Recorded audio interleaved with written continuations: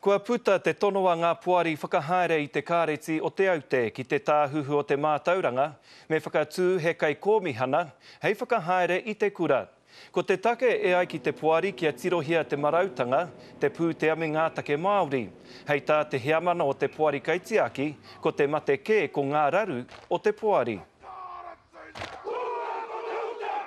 Te Aute College is seriously impacted by the inability of the Te Aute Trust Board to fulfil the obligations and their financial difficulties. So the perception is that, there are some, although there are financial difficulties within the college, the wider capability of the Trust Board to support the college in which it's meant to, they're unable to fulfil their obligations.